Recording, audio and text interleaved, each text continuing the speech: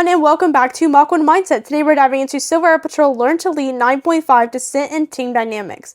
Now before we get started, please make sure you like, subscribe, and of course comment down below if you have any questions. Additionally, we'll be in Volume 3, pages 17 through 20, so feel free to follow along. Let's dive into it. Today we are going to talk about dissent and team dynamics, and why dissent is not a threat to teamwork, but a requirement for success. At first glance, the best teams appear unified. Everyone agrees, everyone supports the plan, everyone moves forward together, but that appearance can be very misleading. The Abilene paradox, also called the paradox of false consciousness, explains how teams sometimes agree publicly while privately disagreeing. Team members may have serious concerns about a plan, yet remain silent to avoid conflict. Instead of speaking up, they settle for weak compromises or go along with decisions they believe are flawed. But why does this happen? Because dissent is very uncomfortable. Speaking against the official view can lead to punishment, marginalization, or damaged relationships. In rank-conscious environments like the military, silence often feels safer than honesty, but silence is dangerous. History showed that organizations often fail, not because warnings were absent, but because warnings were ignored or never voiced. Historians studying failed businesses, fallen empires, and collapsed institutions repeatedly finding the same pattern. People inside the organization sensed something was wrong, but defended tradition instead of questioning it.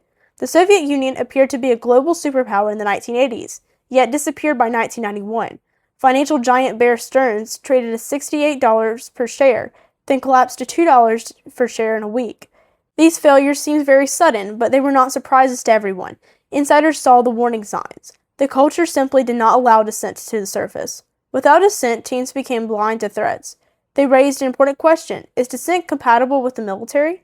Some argue that questioning orders undermines discipline in the chain of command, but history proves the opposite. Blind obedience has led to moral failure and catastrophe. After World War II, Nazi officers claimed they were innocent of war crimes because they were following orders. This argument, known as the Nuremberg defense, was rejected. Leaders cannot escape moral responsibility by pointing upward. Following orders does not excuse wrongdoing.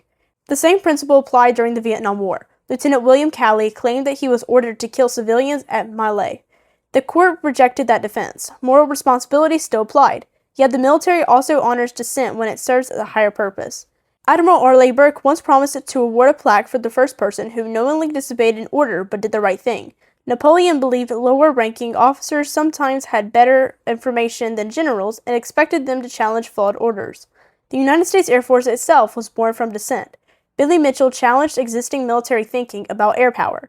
His persistence eventually reshaped national defense. The Air Force exists because someone was willing to dissent. Dissent, when grounded in ethics and professionalism, strengthens the military. So how does a leader dissent respectfully? First, use the chain of command. Second, stay professional and control emotions. Third, offer solutions, not just complaints. Fourth, pick battles carefully. Not every disagreement is a matter of principle. Finally, do not criticize an idea unless you can explain it fairly. If the opposing side would agree your summary is accurate, you have earned the right to dissent. Leaders must also learn how to encourage dissent. If you outrank someone, that person may already feel intimidated. Even subtle reactions can silence future dissent. Open-minded leaders create psychological safety. They assume good faith. They thank people for speaking up. They do not take disagreement personally. If you change your mind because of dissent, give credit publicly.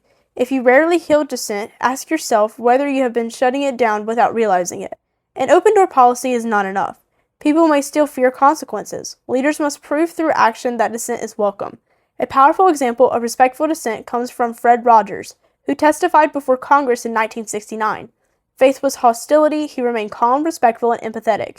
Instead of fighting the senator, he appealed to share values. Within minutes, the senator's tone changed completely. Funding was restored. Mr. Rogers did not overpower opposition, he won it over. Another example is Marine Sergeant Dakota Mayer. During a firefight in Afghanistan, Mayer repeatedly asked permission to rescue trapped teammates. He was denied. Believing lives were at stake, he disobeyed ordered and acted. His actions saved 36 people. He was awarded the Medal of Honor. Defying orders, doing what is right. That is dissent guided by courage, loyalty, and moral judgment. In conclusion, dissent is essential to team success. Without it, organizations fail silently. With it, teams adapt, learn, and uphold the highest values. The best leaders do not suppress dissent, they channel it. Strong teams are not built on silence. They are built on trust, honesty, and the courage to speak when it matters most.